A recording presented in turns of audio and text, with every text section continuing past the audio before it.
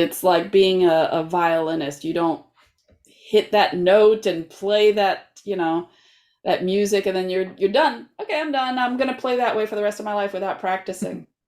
Doesn't happen.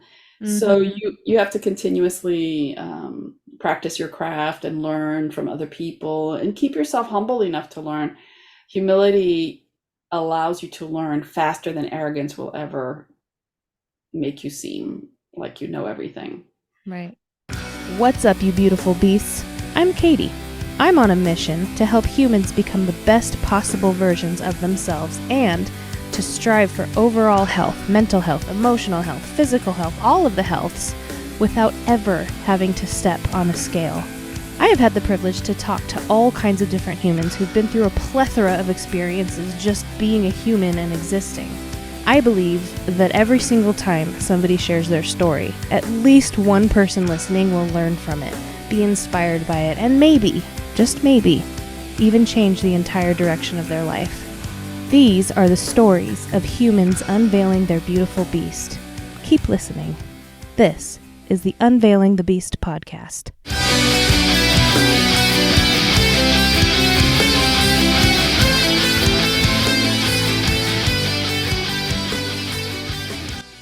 What up, beasts? Welcome back to the show. Today, I'm hanging out with my new friend, Chantal Debrosse. We discussed her adventure of finding her true, authentic self and discovering that her life purpose is her life. As always, I hope something lands with you today. I hope something you hear tugs on your heartstrings or I hope you laugh.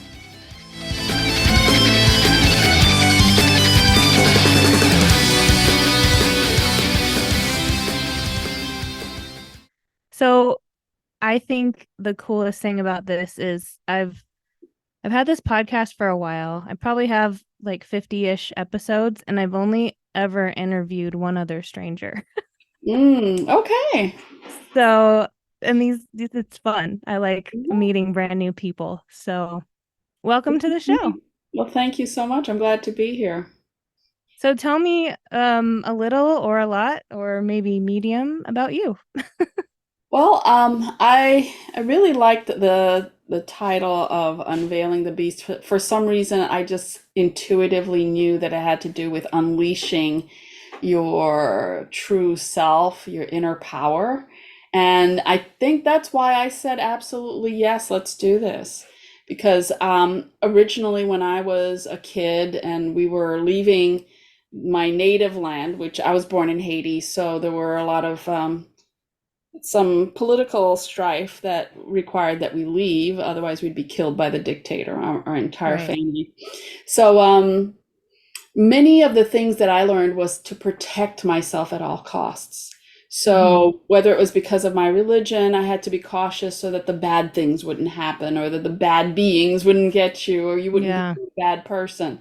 And then there was the trying to be safe and protect yourself from actual physical harm that could happen to you if you spoke to the wrong people that might have been connected to the wrong people. So I went from being extremely frightened and raised as a traditional female, female roles, and then super smart kid, getting all Mm-hmm. A's and stuff like that. So one would think that these things would be what would give you freedom, but sometimes when you perceive yourself a certain way, it actually makes you live smaller. Mm, I can't look yeah. stupid. I can't make mistakes. And all I did was make mistakes as I was going through adulthood. I was like, I don't know what I'm doing. Adulting is not Right. easy. We didn't use the word adulting back then. Back in my day, we Back didn't in say my it. say that all the time. My son makes fun of me. He goes, "Hey, mommy, back in my day." Anyway, Yeah, so uh, you just left your parents' house and figured it out. That was the other hmm thing. There was no such thing as emotional intelligence. There was no such thing as worrying about mental health because only weak people had issues. I mean, all kinds of all that old stuff um, made you try to figure things out by yourself, which means you make a lot of mistakes. hmm And if you don't want to make a lot of mistakes, you don't make a lot of moves. You don't take risks, and you don't become your authentic self. Right. Yeah, Yeah. that's awesome. Yeah. So, have you completely found your authentic self? I won't say I won't say completely because I think it's a life journey. What I did do was I gave myself permission to be my authentic self. Mm-hmm. And one of the things that I love since I was a kid was mythology, all the mythologies. I went around the world, whether it was African mythology, Nordic mythology, I know Egypt is always treated differently from the rest of Africa. So that as well, that was the last mythology because it was kind of scary to me with all this stuff about death and stuff. And then I learned about Native American mythology and, of course, the Greek and Roman mythology. And as I grew, I found that these archetypes were really important for a person to identify the different aspects of themselves. So, Mm-hmm. for example, though I was always Miss Goody Two Shoes, I wanted to bring out my inner Aphrodite, that goddess of love, right? Mm-hmm. And so there was always that aspect that only those who knew me well enough knew that part of me. And then there was Athena, who was the goddess of wisdom, but she was the goddess of justifiable war. So she would fight a war, but on behalf of those who were being mistreated and marginalized, like children or old people, things that Mm-hmm. had to do with justice, as opposed to Mars, who was just a bloodthirsty god of war. So that's how I spent probably around my 30s, really getting to know the archetypes and embodying them in my life. But it was more like imaginary. Then I started to go, well, wait a second, where are the female aspects of spirituality? Mm-hmm. So I ended up learning about how people literally just worship these goddesses and how women showed up in societies. And that's when as much as I read about mythology, that's when I realized, oh my gosh, this isn't mythology. This is somebody's religion. Mm. 3,000 years ago, 2,000 years ago, this is what they did for their religion. And then, little by little, I started to see the mythology within the religion that I was raised in. The typical Christian stories and stuff like that. Mm-hmm. And I went through rebellion in my mind and in the world, just kind of like, hey, none of this is right, or half of this is wrong, and they got this from the Mesopotamians. I don't know if I'm an atheist or whatever. And then I finally just didn't care to be without a belief system, but I didn't care to be stuffed into a box within a belief system. So my mind became a lot stronger. And that's when I just said, I am what I am. I walk around it the way I do, with makeup, without makeup. I like doing all of it. There isn't Mm-hmm. anything that makes me go, oh, a free woman has to walk around without makeup, or a free woman has to do whatever she wants and wear lots of makeup. I'm like, you do whatever you want to do, and I'll do whatever I want to do whenever I feel like it. There you go. I say Yeah. mic drop to that one. And that's what true freedom is supposed to be about. Like, you learn to be free and respect other people's freedom as well. Right. And that's when you really understand what freedom is to let others be themselves. Mm-hmm. While you're learning about your freedom and giving other people freedom, you're also tasked with learning about setting your boundaries. Mm-hmm. Setting your boundaries is part of your freedom. Like, I am free to relax and not have to be there for family all the time. I am free to go out with friends or without friends. I am free to accept an invitation or reject an invitation. I don't have to do anything that I don't feel like doing, and I don't have to have a good reason for not doing it. Just Yes. say no because the word no came out of your mouth. Mm-hmm. Period. I love that. I don't know if you've seen The thing that says no is a complete sentence. I have seen that. Yeah. So true. Yeah. But in my younger years, it was always yes and be the good girl and be there for people, which is fine. But there comes a Mm-hmm. time when it really makes you tired, Yeah. and then you become resentful. Mm-hmm. I Yeah. feel that. I'm a recovering people pleaser. Ah, So I'm learning to say no. I'm doing a pretty dang good job at it lately. yeah. um just because I need to do what serves me first so that I can serve other people. You know what I mean? So Yes. yeah. Always give from your full cup, Mm-hmm. not, oh, I've got enough for me and you. No, I don't have enough. My cup isn't full yet. When my cup is overflowing, then you can have some. Yep. That's what I've learned over the years, and we're talking decades and decades of existence. Hmm. Well, you look like 20, so Oh, well, thank you. you're welcome. So, what are some of the the bigger things that you've had to overcome in your life? Mm. The bigger things actually are small. Mm, And the reason why I want to say small is I'm going to give you an example. okay. I was married for 23 years, and the first 10 years were awful, and the last 13 years were terrible. So the reason why I say I should switch it around. The reason why I say that they weren't good years at all, but during the entire process, I was growing. Mm-hmm. And the last 13 years, I consciously made sure that I was growing. And that's why the marriage ended up ending because we just grew differently. But I ended up having, while I had my freedom after my divorce, I had resentment because of all the things that I went through. And I thought, why should I go through that? I'm a good person. Why should I go through Mm, that? yeah. Well, it doesn't matter that you're a good person. Why should you go through that? What matters is learning that this is what I learned, that I invited this into my life. And as a result, became this kick ass kind of person that I am. If things were softer, I would have not grown to this level of strength, which I've always wanted to be. I've always wanted to bring out this strong part of me without being without compassion for others. I just meant like that feeling solid, Mm-hmm. feeling like Wonder Woman, like ching ching ching ching. Yes, I do sound effects too. Uh, Awesome.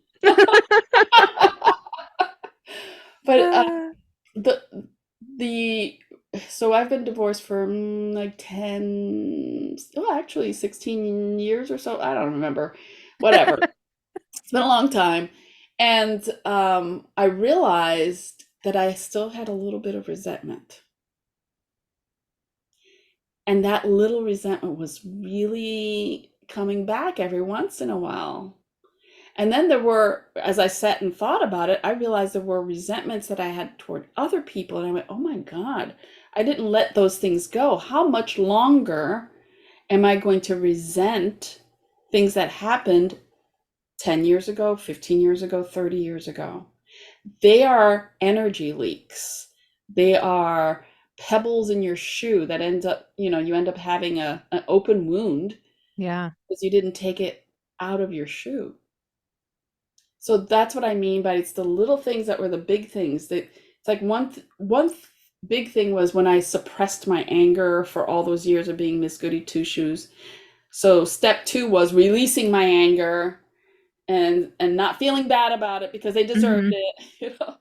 But then step three was now that I'm all clear and oh, I'm fine, I'm fine, I'm fine, and then realize that you're not fine. Mm-hmm. There's still a trigger in there.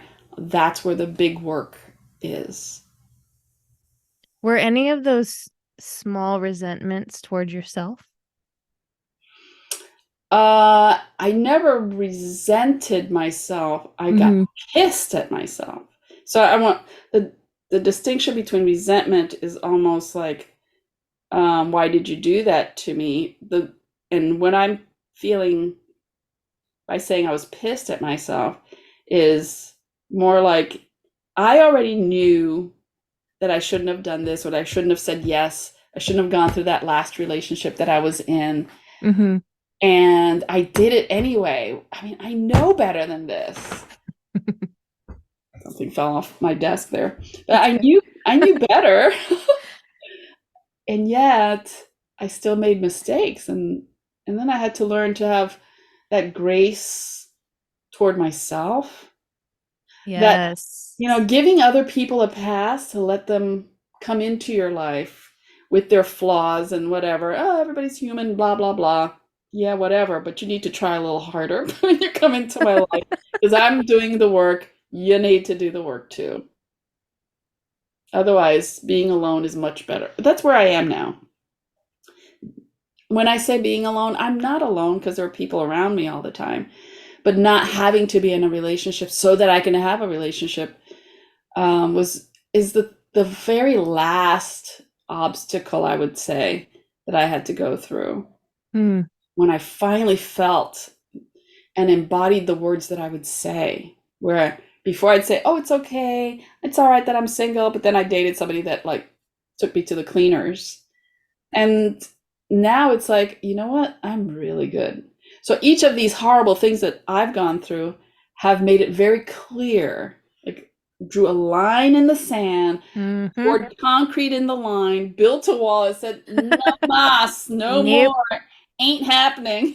Mm-hmm. So Because no is a complete sentence. yes, yes. Yes. We get back to that. It's like, no, Yep. no, that's it. Yeah. So I think it's safe to say that because of the mutual group that we're in, ECCP, that you're a coach. Yes, I am. I Yes. How am. did you get into coaching? I got into coaching like it was one of my coworkers who said there's this thing called coaching. It was like 20 years ago. You'd be really good at it. And I thought, well, I do listen to people a lot. I've been listening more than I speak Mm-hmm. since I was probably around 8 or 9 years old. So I had been observing people and learning about what's in their heart, what actually being trained through this program that you're in and that Mm-hmm. I've been through is realizing that number one, I was trying to figure out what was happening in somebody's head while they were talking instead of allowing me to be curious about what is happening. Mm. And then learning that that is a trauma response because I needed to know what was coming around the corner for my own safety.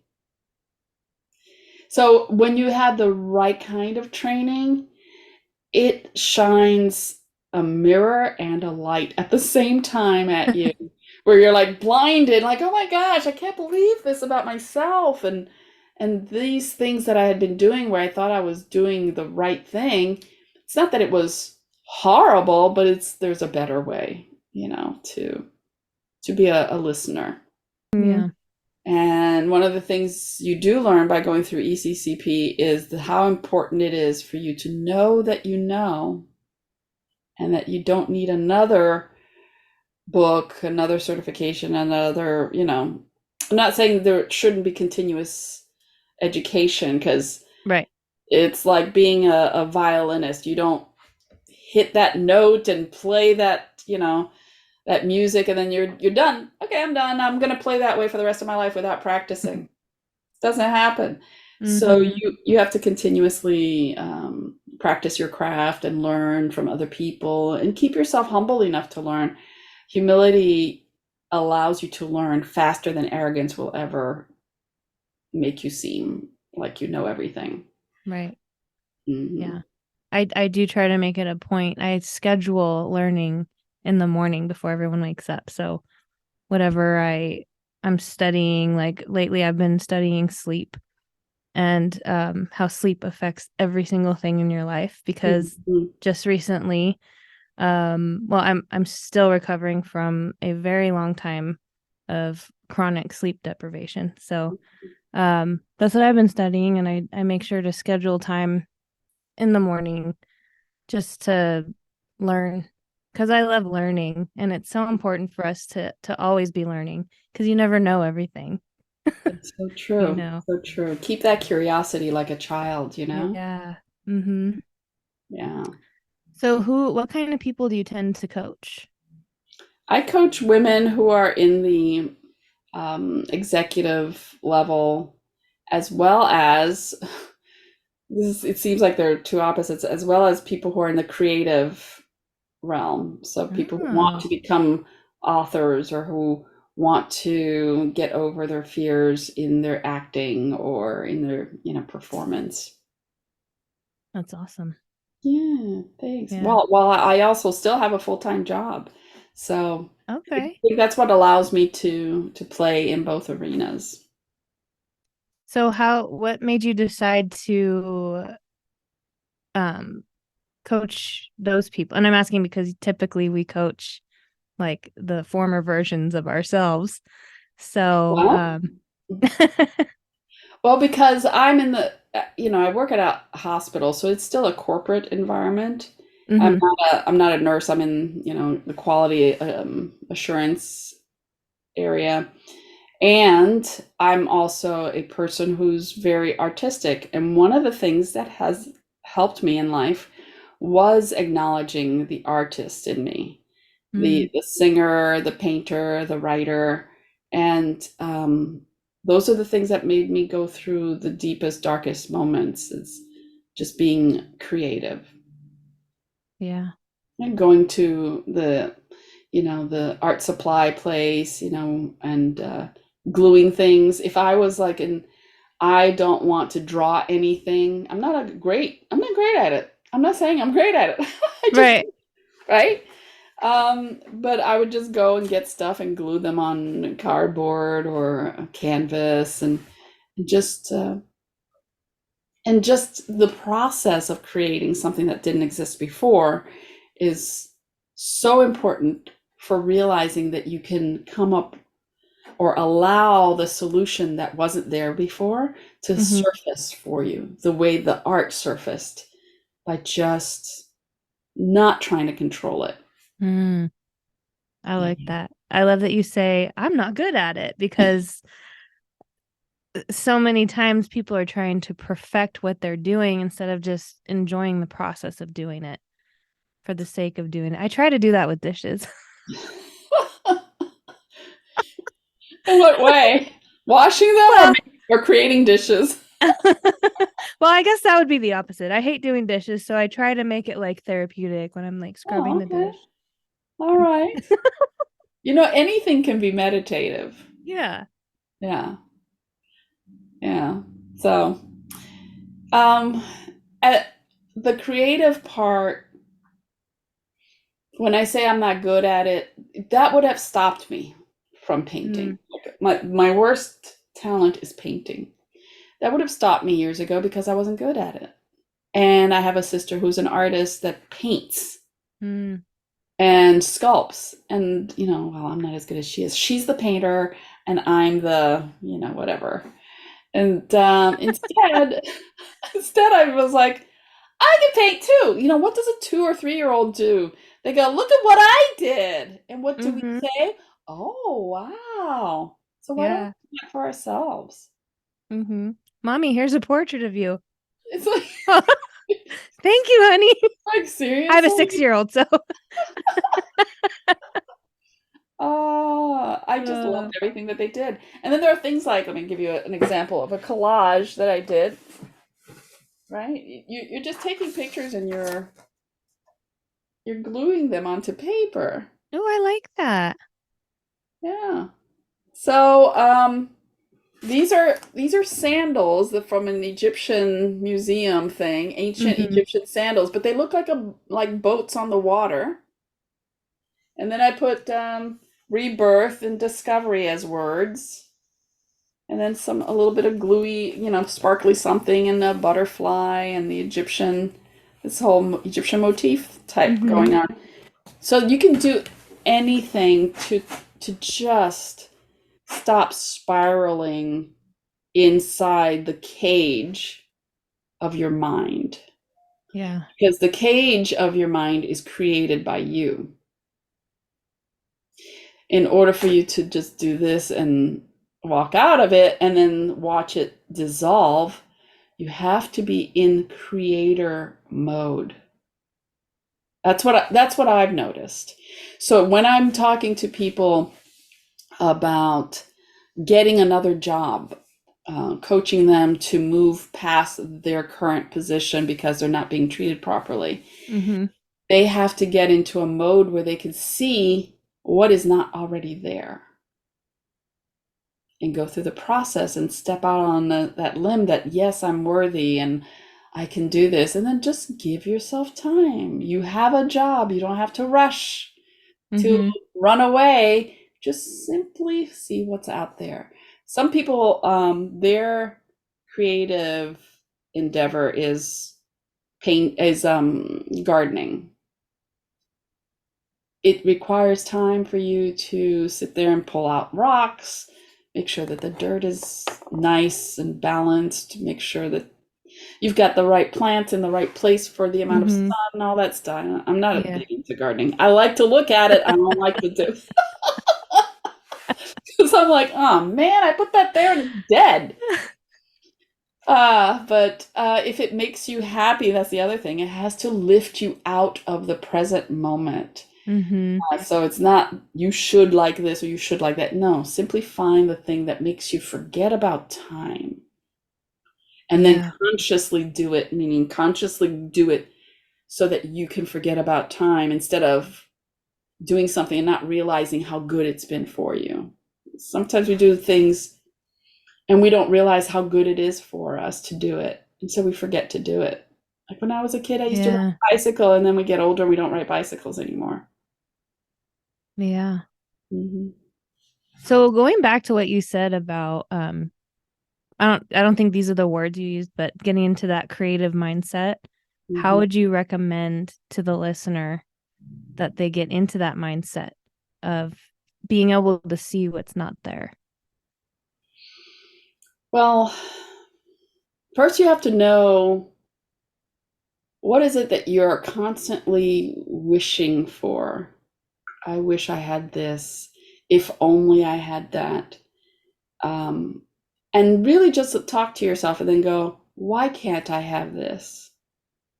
How can I make this possible? Okay, maybe I don't know all the how, but if someone else can have it, maybe I could have something similar. And that's the possibility mindset that you go, just imagine, I think I could possibly get there. I think Mm-hmm. it could possibly occur for me as opposed to that'll never happen to me. Because when you say that'll never Mm. happen to me, you have created something. So Yeah. we're always creating.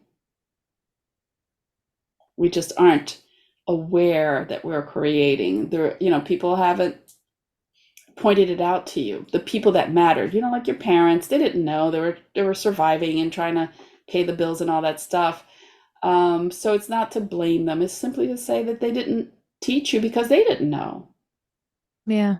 you know so they probably were doing a little bit better than their parents who were working the coal mines or whatever, and so they thought that your parents were doing great because they went to high school and finished high school, or went Yeah. to college and finished college, so you got a desk job and you don't have to go in the coal mine, so that's better. But they don't realize that no time spent with the family either. It's still an issue.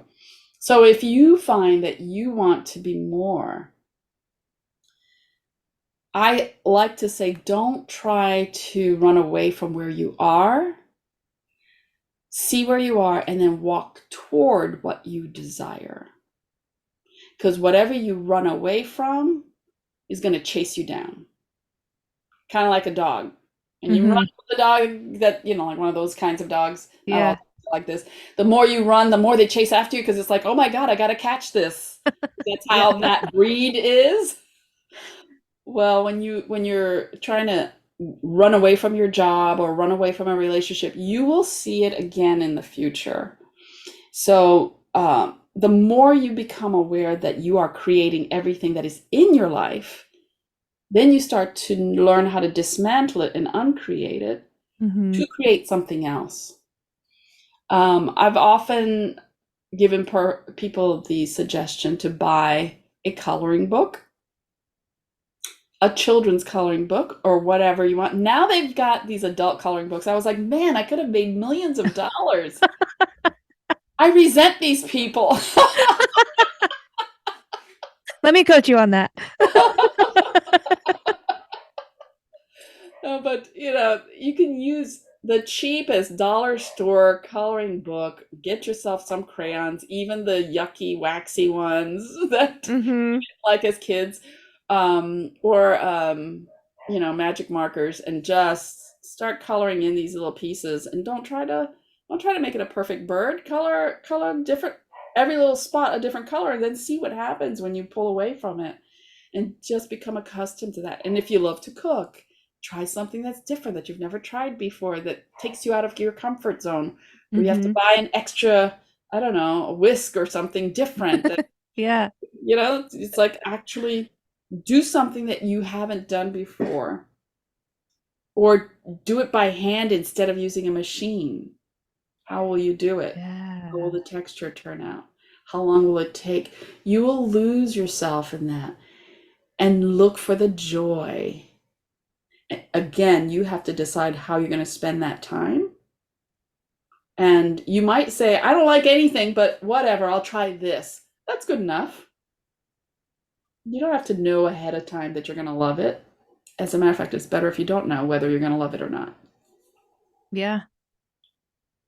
You Yeah. know, while you were talking about cooking something different or buying a tool that you might not have, I have this thing in my garage that Hmm. my mother gave me, and she gave it to me because she doesn't know what it is. It's for cooking something or baking something.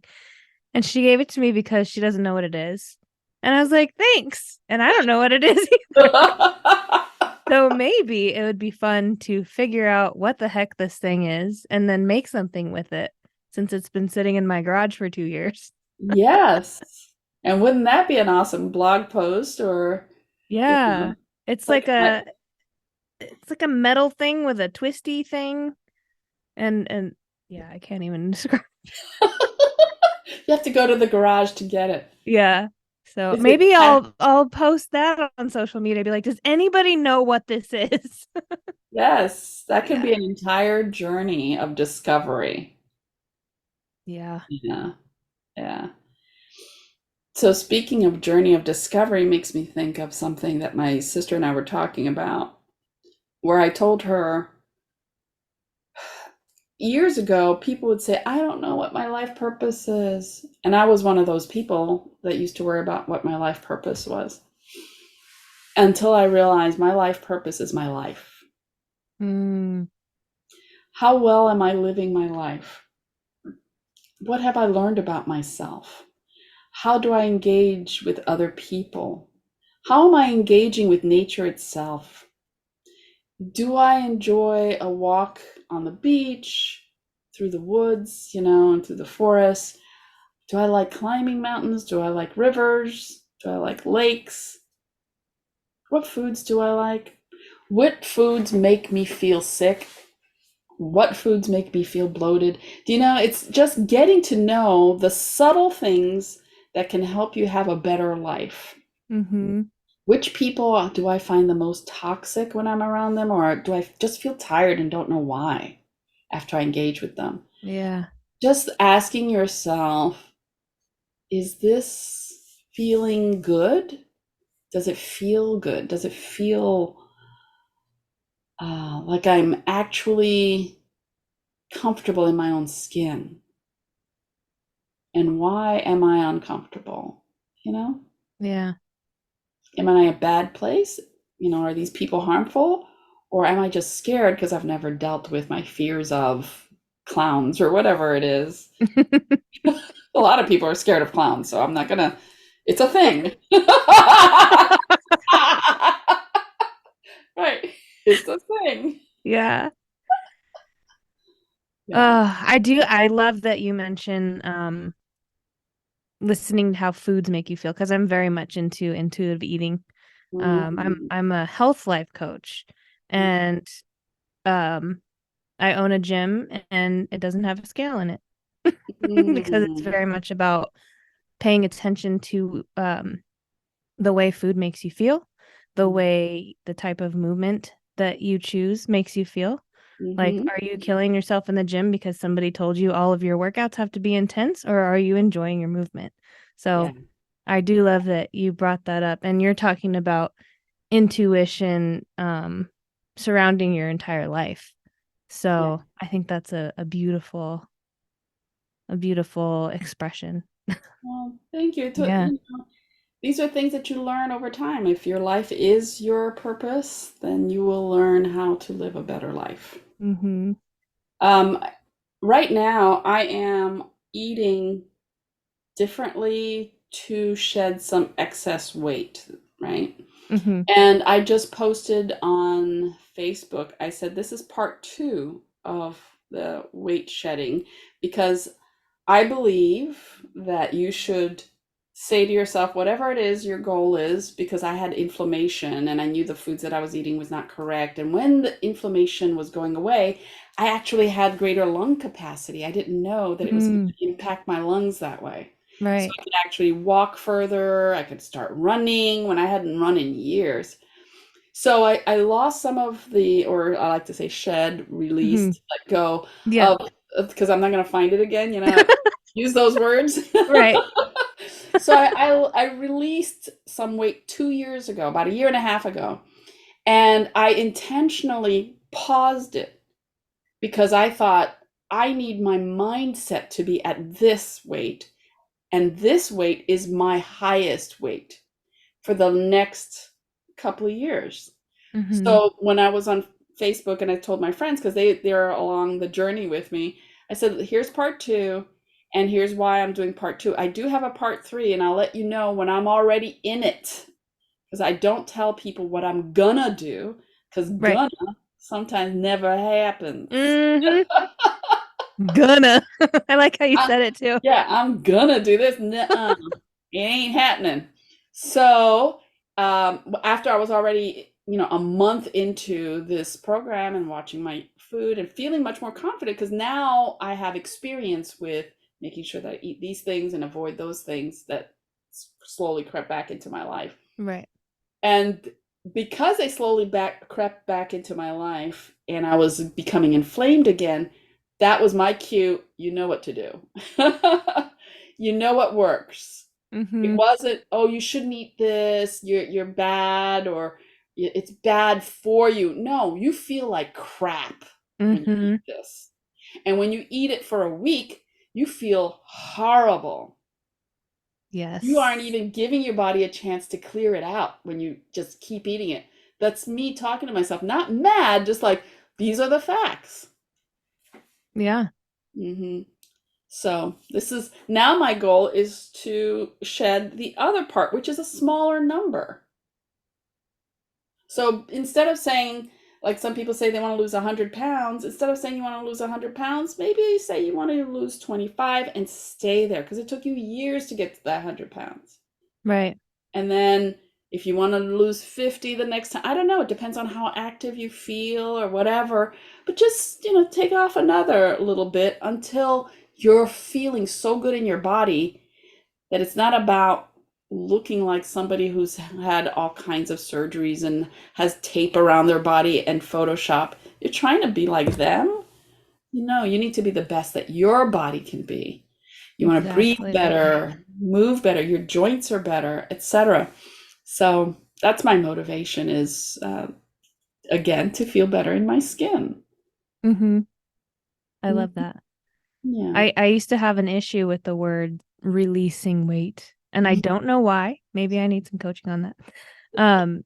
But for me, I've I've carried around extra weight for a long time, Hmm. and I figured out exactly what it was, and it was A, I wasn't getting enough sleep. Mm, yeah. That well, F you up. Yes, And indeed. B, I've stuffed my emotions my whole life.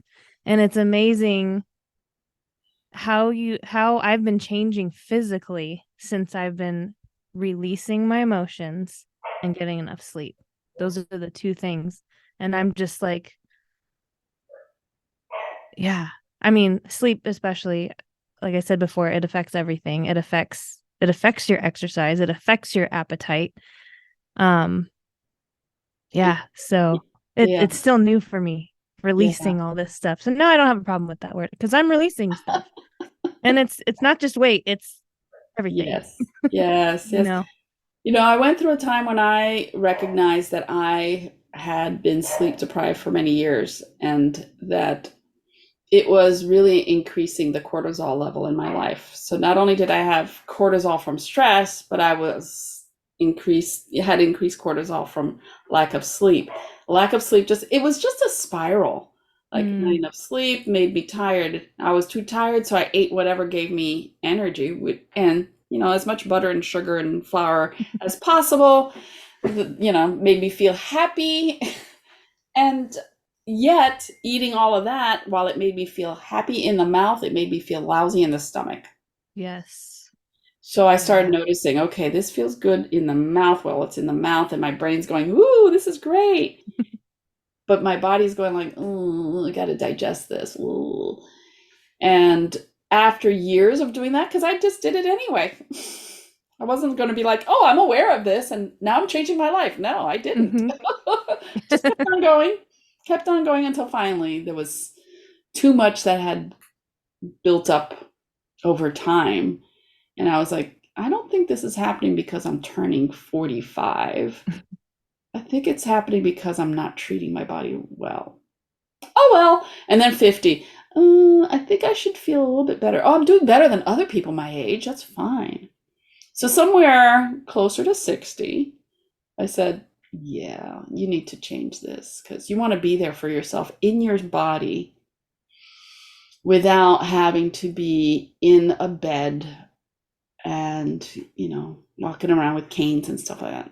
Yeah, It's not necessary for most people. right. Yeah. So, yeah, all that stuff about being human, Yeah.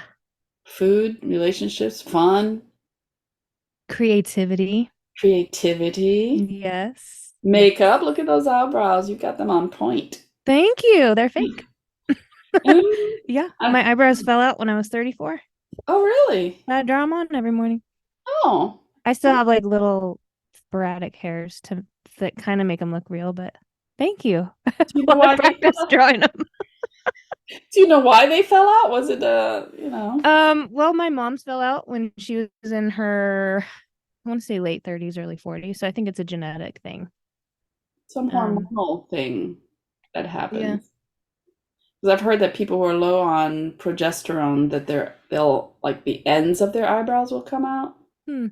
And I was like, okay, all right. I'm like, give me an eyebrow brush and some brown eyeshadow. And That's all you're I good. need. You are good.